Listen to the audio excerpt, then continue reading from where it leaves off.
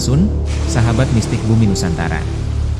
Di balik ombak laut selatan yang tak pernah diam, tersimpan sebuah rahasia besar. Rahasia tentang seorang wanita yang namanya dihormati sekaligus ditakuti. Penjaga keseimbangan alam. Pemikul amanah gaib yang diwariskan sejak ribuan tahun silam. Ia dikenal sebagai Ibu Pantai Selatan. Namun, siapakah ia sebenarnya? Dan amanah apa yang ia jaga hingga hari ini? Assalamualaikum warahmatullahi wabarakatuh. Kumaha daramang, sahabat mistik bumi Nusantara?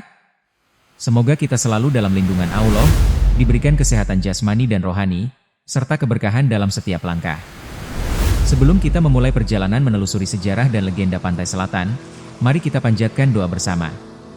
Ya Allah, bukakanlah hati dan pikiran kami untuk menerima ilmu dan hikmah.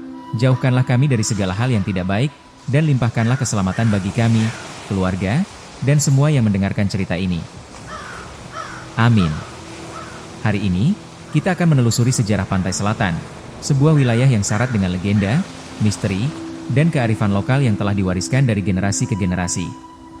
Pantai Selatan bukan hanya dikenal sebagai garis pantai yang luas, tetapi juga sebagai tempat yang menyimpan cerita spiritual dan sejarah panjang Nusantara.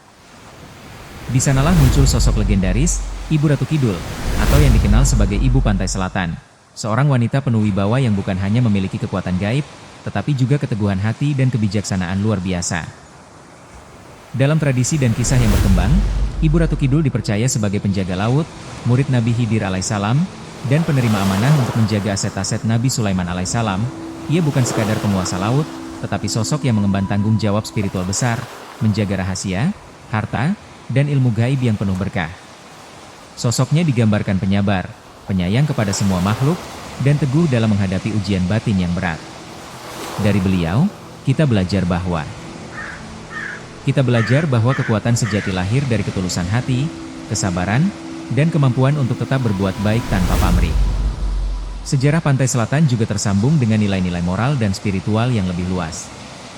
Ia mengajarkan bahwa setiap amanah, sekecil apapun, memerlukan tanggung jawab, keteguhan, dan kesadaran spiritual. Kisah Ibu Ratu Kidul bukan hanya tentang legenda gaib, tetapi juga tentang hikmah menjaga alam, laut, dan makhluk ciptaan Allah, sekaligus pengingat bagi manusia agar tetap berada di jalan yang benar, meski menghadapi cobaan dan ujian hidup. Pantai Selatan membentang luas dari Banten hingga Jawa Timur. Lautnya yang bergelora, ombak yang tinggi, angin laut yang kencang, dan pemandangan yang memesona menjadikan wilayah ini istimewa. Dahulu, pantai ini menjadi jalur perdagangan utama bagi kerajaan-kerajaan Nusantara. Kapal-kapal dagang membawa rempah-rempah, kain, dan hasil bumi ke berbagai penjuru, menghubungkan Nusantara dengan dunia luar. Masyarakat pesisir, selain dikenal sebagai pelaut ulung, juga menanamkan kepercayaan dan tradisi spiritual yang sangat mendalam. Mereka meyakini bahwa Laut Selatan bukan sekadar sumber kehidupan, tetapi juga memiliki penguasa spiritual yang menjaga keselamatan para pelaut, kehidupan laut, dan keseimbangan alam. Dari keyakinan inilah lahir legenda Ibu Pantai Selatan, yang oleh masyarakat Nusantara dikenal dengan panggilan Nyai Ratu Kidul atau Nyi Roro Kidul. Legenda ini tidak sekadar cerita mistis. Sosok Ibu Pantai Selatan melambangkan keteguhan, kebijaksanaan, dan perlindungan spiritual yang diwariskan dari generasi ke generasi. Beliau dipercaya sebagai penjaga rahasia alam, simbol kesabaran, dan pengingat bagi manusia untuk menghormati alam dan ciptaan Tuhan. Namun, sebetulnya nama beliau bukanlah Nyai Ratu Kidul atau Nyi Roro Kidul. Siapa sebenarnya sosok ini, dan apa tugas sejatinya di Laut Selatan, akan kita bahas lebih lanjut. Kisah ini menyimpan nilai-nilai spiritual dan sejarah yang penting. Mengingatkan kita bahwa di balik legenda ada pelajaran tentang ketulusan, tanggung jawab, dan amanah yang harus dijaga setiap generasi. Dalam catatan sejarah lisan dan kisah-kisah tua yang berkembang di tanah Jawa, sosok yang kelak dikenal sebagai Ibu Pantai Selatan memiliki masa kecil yang jelas dan manusiawi. Ia lahir dari lingkungan bangsawan, dalam sebuah keluarga yang memiliki kedudukan dan tanggung jawab besar pada zamannya. Sejak kecil, ia dibesarkan dalam disiplin ketat dan tata krama istana. Sebagai anak, ia menerima pendidikan yang tidak ringan. Ia diajarkan membaca, memahami adat, serta mengenal tata pemerintahan dan tanggung jawab sosial sejak usia dini. Kehidupan istana membuatnya terbiasa dengan aturan, kesabaran, dan pengendalian diri. Namun di balik kedisiplinan itu, ia juga menyaksikan intrik, kecemburuan, dan kerasnya kehidupan kekuasaan. Sejak kecil, ia dikenal cerdas dan memiliki keteguhan sikap. Ia tidak mudah terpengaruh oleh kemewahan, dan tidak pula silau oleh kedudukan. Banyak catatan menyebutkan bahwa ia lebih tertarik pada pengetahuan, ketenangan, dan perenungan dibandingkan pesta atau hiburan istana. Hal inilah yang membuatnya sering dianggap berbeda dari anak-anak bangsawan lainnya. Hubungannya dengan alam juga mulai terbentuk sejak masa kanak-kanak. Ia kerap menghabiskan waktu di luar istana, memperhatikan laut, angin, dan perubahan alam. Dari sanalah tumbuh kepekaan dan ketertarikan mendalam terhadap keseimbangan alam, sesuatu yang kelak sangat memengaruhi jalan hidupnya. Masa kecilnya tidak sepenuhnya bahagia. Ia tumbuh dalam tekanan tanggung jawab dan harapan besar keluarga. Konflik internal istana, perbedaan pandangan, serta persaingan kekuasaan perlahan membentuk jiwanya menjadi lebih kuat dan matang sebelum waktunya. Semua pengalaman masa kecil itulah yang menjadi dasar pembentukan wataknya. Disiplin, keteguhan, dan kesadaran akan tanggung jawab besar telah tertanam sejak dini. Dari seorang anak bangsawan yang terdidik keras, perlahan tumbuh pribadi yang kelak memilih jalan hidup berbeda dari kebanyakan, sebuah jalan yang akan mengantarkannya pada peran besar dalam sejarah dan ingatan kolektif masyarakat Jawa. Nyai Ratu Kidul merupakan keturunan langsung dari Ibu Ratu Galuh. Bahkan dalam beberapa kisah, beliau disebut sebagai anak kandung Ratu Galuh. Nyai Ratu Kidul memiliki karomah luar biasa dan sejak lahir telah diwarisi kerajaan serta amanah besar oleh orang tuanya. Nama sebenarnya Nyai Ratu Kidul adalah Nyimas Dewi Anggista. Sejak masih kecil, beliau dipanggil dengan nama Anggista oleh ibundanya, sebuah panggilan penuh kasih sayang sekaligus penanda takdir yang kelak akan dijalaninya. Dari usia belia, beliau tidak tumbuh seperti anak biasa. Ia telah ditempa dengan laku batin, kepekaan rasa, dan pengenalan akan tugas menjaga tatanan alam dan keseimbangan yang digariskan Allah. Beliau diajarkan bahwa kekuatan bukan untuk dibanggakan, melainkan untuk dijaga dan dipertanggungjawabkan. Seiring waktu, Nyimas Dewi Anggista tumbuh dan menjalani perannya dengan kesadaran penuh dan tanggung jawab besar terhadap amanah yang diterimanya. Dari pengalaman dan pelatihan batin sejak kecil, beliau menjadi sosok yang bijaksana, penyabar, dan penuh kasih sayang, siap menjaga rahasia, harta, dan tanggung jawab spiritual yang dipercayakan kepadanya. Pada suatu masa, Dewi Anggista menghadapi ujian yang sangat berat. Ujian itu datang dari orang-orang yang menzaliminya, yang menebar kebencian, fitnah, dan ketidakadilan kepadanya. Beban amanah yang harus dijaga, ditambah luka batin akibat perlakuan mereka, membuat hatinya terasa begitu letih dan hampa. Semua kesedihan itu menekan jiwanya, seakan dunia sepi dari tempat bersandar. Merasa tidak lagi bisa menemukan ketenangan di tengah keramaian istana, Dewi Anggista akhirnya memutuskan untuk meninggalkan istana dan pergi menyendiri. Dalam kesendirian itu, ia mencari kedamaian batin, menenangkan hati, dan merenungkan semua ujian yang menimpanya. Ia belajar bahwa dalam kesepian dan kesendirian, hati bisa menemukan kekuatan dan keteguhan sejati, bahwa kesabaran dan ketulusan adalah jalan untuk menghadapi ketidakadilan. Dewi Anggista meninggalkan istana dengan langkah berat. Hatinya dipenuhi luka dan kesedihan karena ketidakadilan dan perlakuan orang-orang yang menzaliminya. Ia menelusuri hutan lebat, di bawah rimbunnya pepohonan dan rintik hujan yang dingin. Setiap langkah terasa berat, seakan dunia ikut menekan jiwanya. Suara angin yang bergesir dan gemerisik daun hanya menambah kesunyian yang ia rasakan.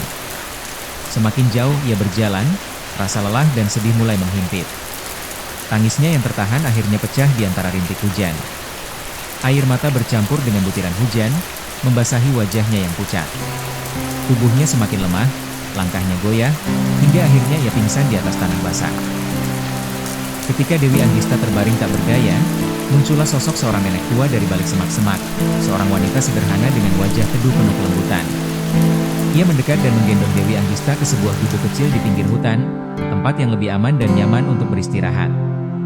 Lalu nenek itu berkata, "Wahai cucuku, bangunlah, jangan bersedih lagi. Nenek tahu apa yang sedang menimpamu saat ini. Kamu tidak sendiri, cucuku," kata sang nenek dengan suara lembut, sambil mengusap kepalanya. Tidak lama kemudian Dewi Anggista sadar. Dan perlahan, ia membuka mata.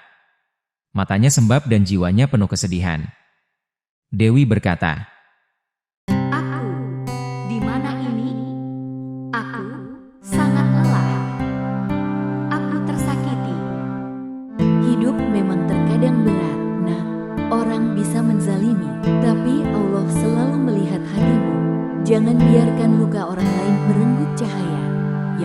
dalam dirimu. Ambil napas, tenangkan hatimu. Di sini, kamu aman bersama nenek. Aku tidak tahu harus bagaimana ini, Nek. Semuanya terasa begitu gelap dan terasa begitu cepat. Gelap hanyalah bagian dari perjalanan. Nah, kadang kita harus tersesat di hutan batin sendiri sebelum menemukan cahaya yang sebenarnya. Percayalah, kesabaran dan ketulusanmu akan menguatkanmu. Hati yang sabar tidak akan hancur meski dunia menzalimi. Ikhlaskan dan lepaskan semuanya. Tarik nafasmu dan buanglah perlahan. Dewi Anggista menghela napas panjang, perlahan jiwanya merasa tenang. Meski tubuhnya lemah dan hatinya luka. Kata-kata sang nenek seperti menyalakan sedikit cahaya di dalam gelapnya batin. Ia menyadari bahwa kesendirian dan penderitaan bukan akhir, tapi awal dari kekuatan yang sejati. Sang nenek mengusap kepalanya. Lalu ia berkata kembali, Sekarang, kamu istirahatlah dulu di sini. Biarkan tubuh dan hatimu pulih. Allah selalu menyertai hambanya yang tulus. Kelak, engkau akan tahu mengapa jalan ini harus kau lalui. Baiklah, Nek. Aku istirahat sejenak. Dewi Anggista pun tinggal di gubuk itu, berada di bawah perlindungan nenek tua yang baik hati. Selama 3 bulan, ia menjalani hari-hari dengan tenang. Belajar menenangkan batin, dan mulai membiasakan diri dengan laku. Tapa ringan, di sekitar gubuk sang nenek tua itu. Sambil merenungkan amanah dan tanggung jawab yang menantinya. Dalam kesunyian itu, ia belajar menahan emosi. Menumbuhkan kesabaran, dan menguatkan hati. Ia menyadari bahwa ujian hidup dan kesendirian bukan untuk melemahkan, tetapi untuk mematangkan jiwa dan membentuk kebijaksanaan yang sejati. Nak, kemari, makanlah dulu. Nenek sudah menyiapkannya untukmu. Kemari, Nak. Baik, Nek. Aku datang.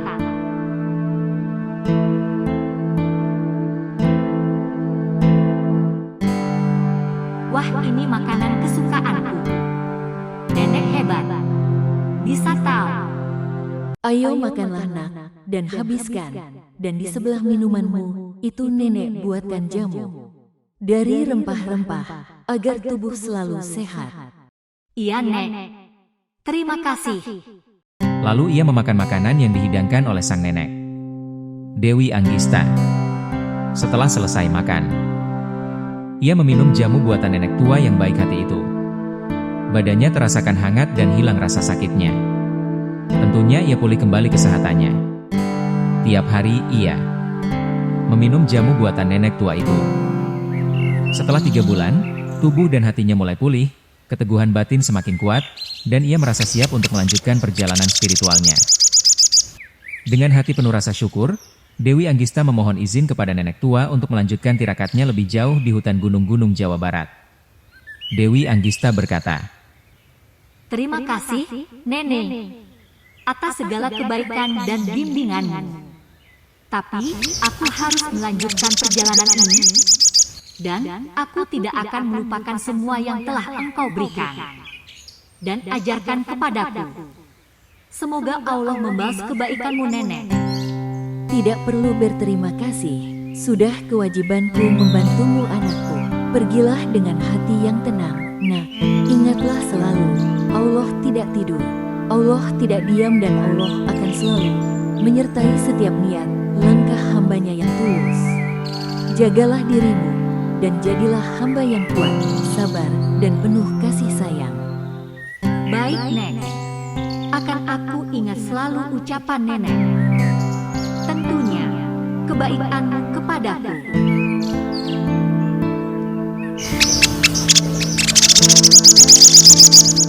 Dewi Anggista meninggalkan gubuk kayu tua itu. Ia menatap jauh ke dalam hutan lebat. Langkahnya mantap. Jalan setapak terasa berat.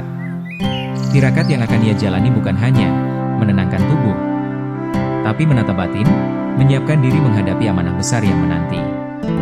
Sebelum melangkah lebih jauh, Ia berpamitan kepada nenek tua yang telah merawat dan membimbingnya.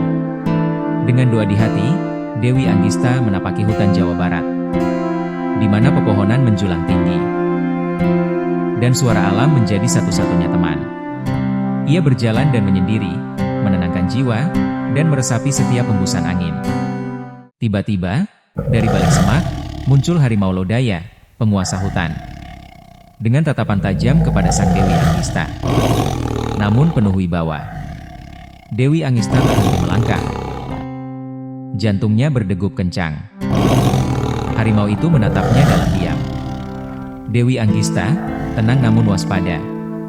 Lalu Dewi berkata, Engkau, harimau lodaya, aku tidak berniat mengganggu wilayahmu. Aku hanya numpang lewat.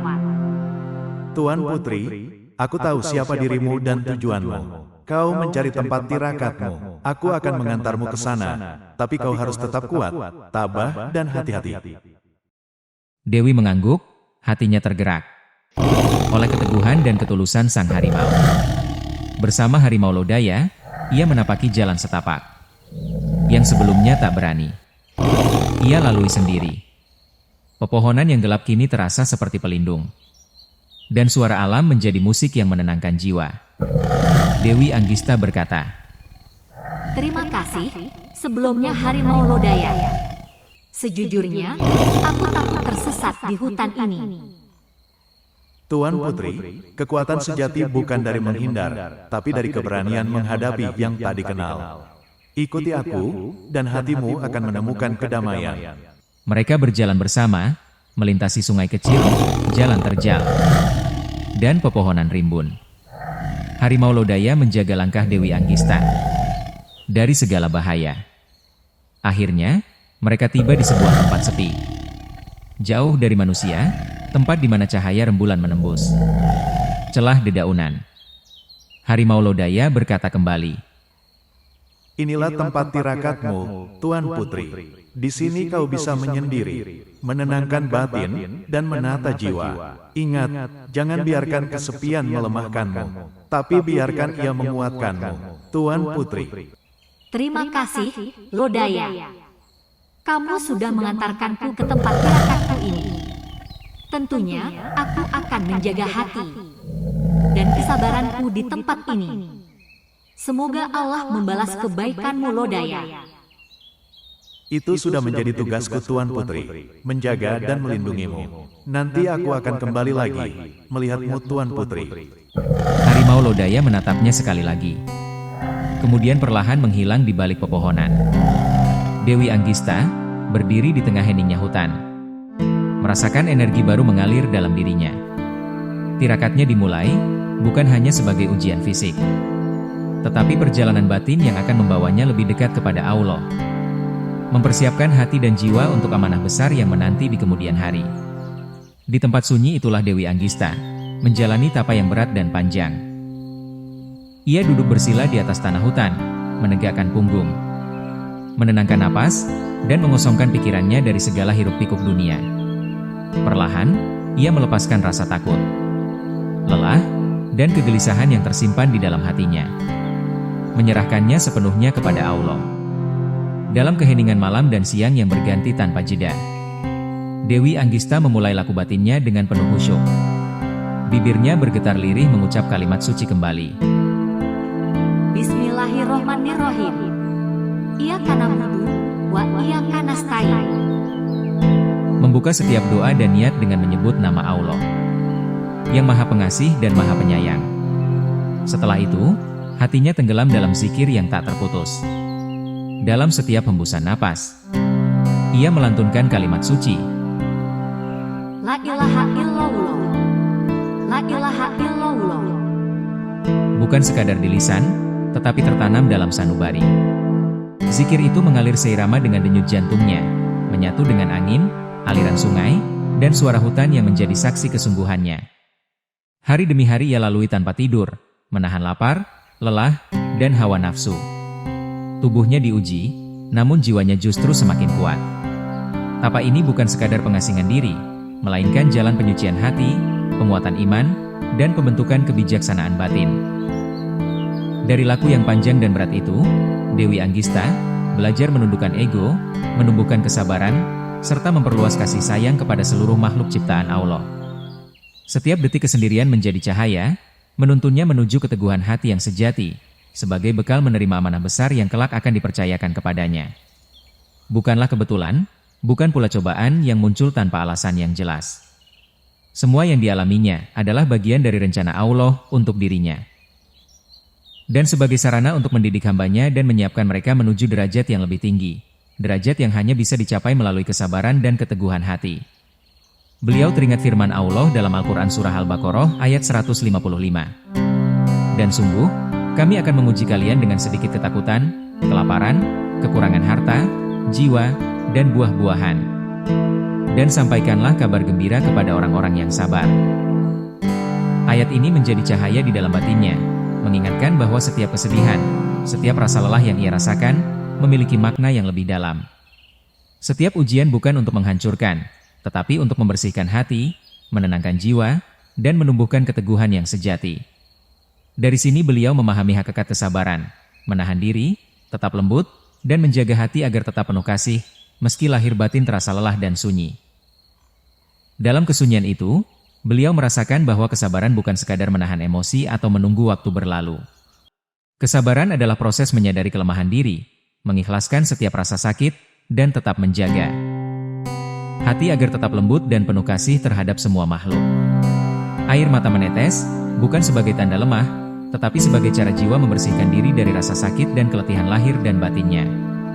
Setiap tetes air mata adalah doa yang tak terucap, harapan yang tersimpan, dan penguatan hati yang perlahan membentuk kebijaksanaan, menumbuhkan keikhlasan, dan memperluas kasih sayang yang tulus.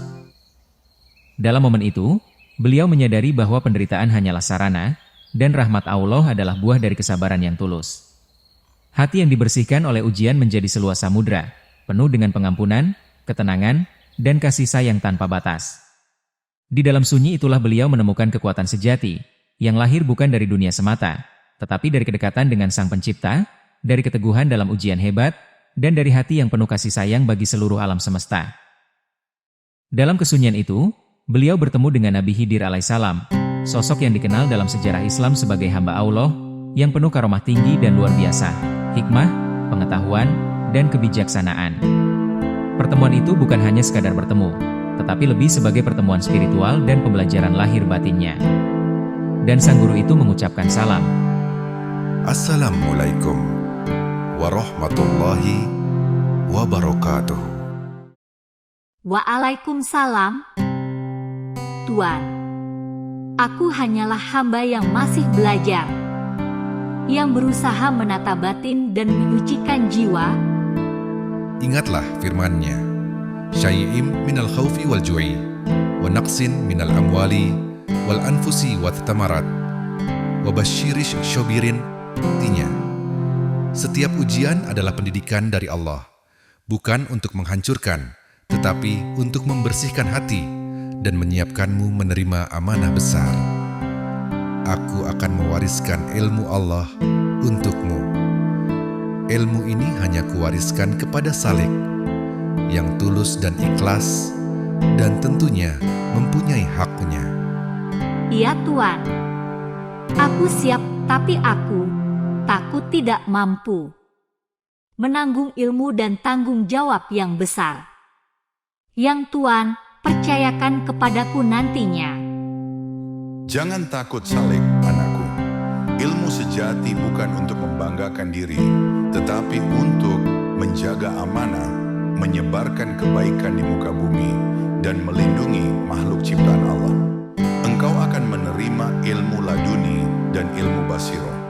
Ilmu yang memiliki pengetahuan langsung dari Allah tanpa perantara, dan manfaat karomah dari ilmu laduni dan ilmu basiro itu, engkau akan mengetahui tentang rahasia gaib, karomah, dan hakikat ilmu itu sendiri.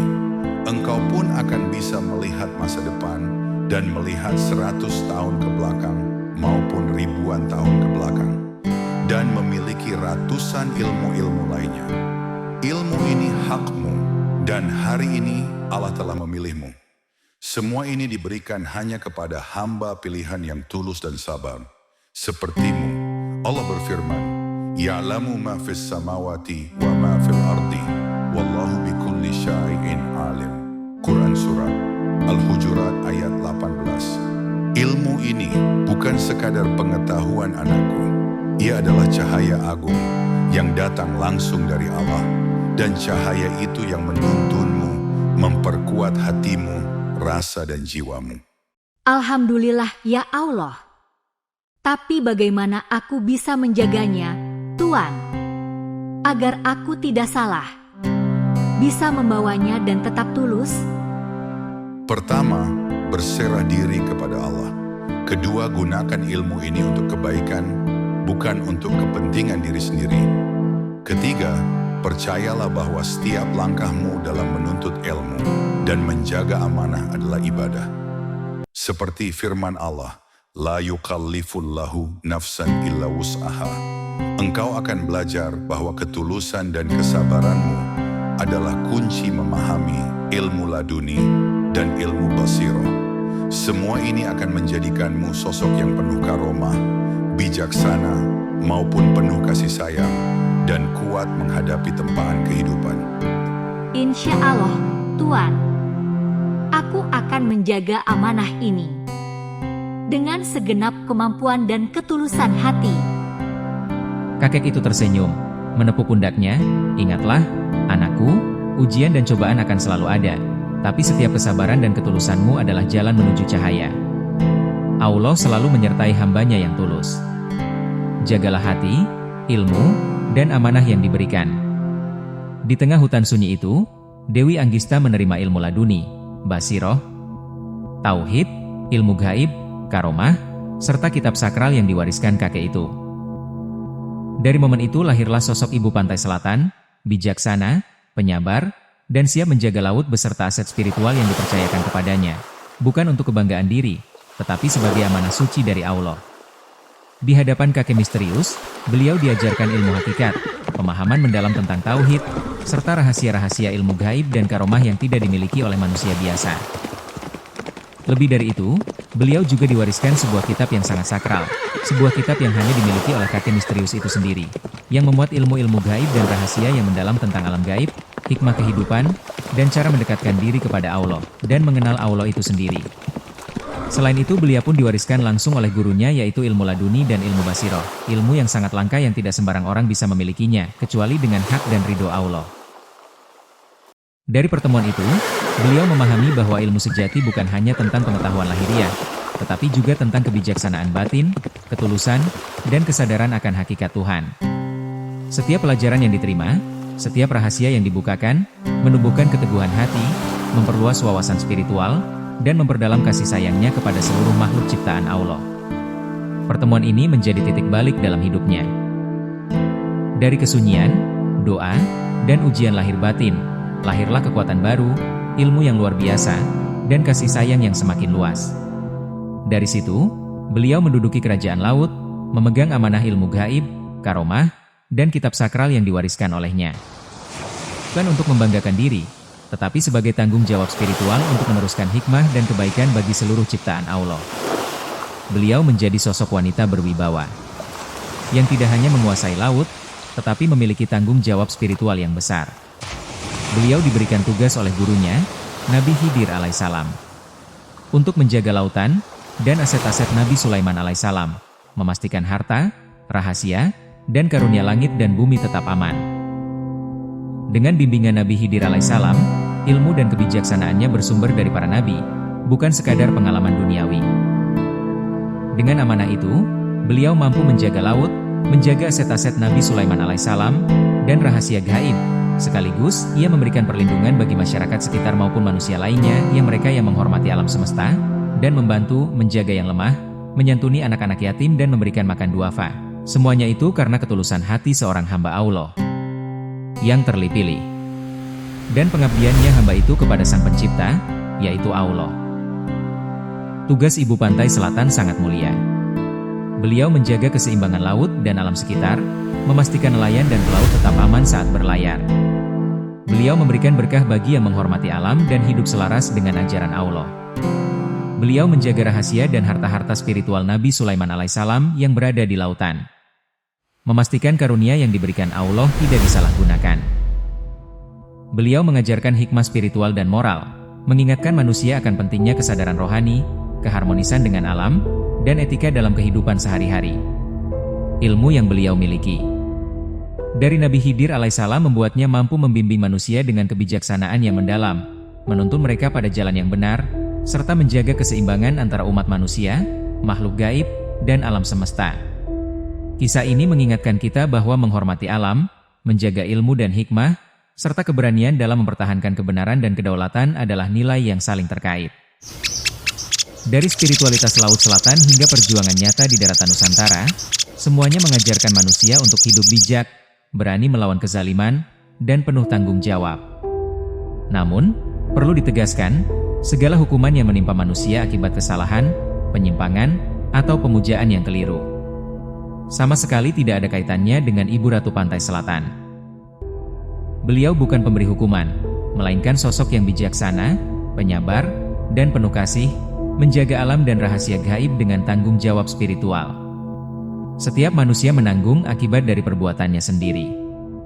Mereka yang lalai, melanggar hukum Allah, atau menyekutukannya, akan menghadapi konsekuensi yang lahir dari pilihan hidupnya sendiri. Allah berfirman, "Barang siapa yang mengerjakan kebajikan, maka untuk dirinya sendiri. Dan barang siapa yang berbuat kejahatan, maka untuk dirinya sendiri." Hukuman itu bisa bersifat spiritual, berupa hati yang gelisah, jiwa yang kosong, dan hidup yang tersesat dalam mengambil keputusan. Ia juga bisa bersifat alamiah, seperti musibah, penyakit, atau kesulitan hidup yang datang sebagai peringatan agar manusia kembali ke jalan yang benar.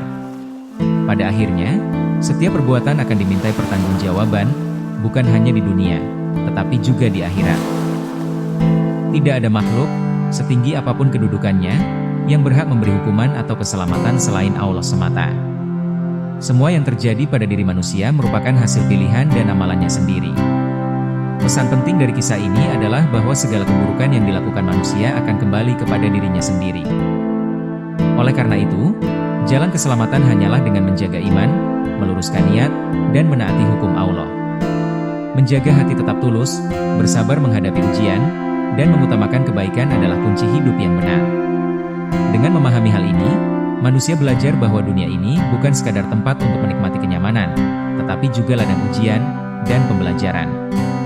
Setiap tindakan, kata, dan niat memiliki dampak, baik bagi diri sendiri maupun orang lain.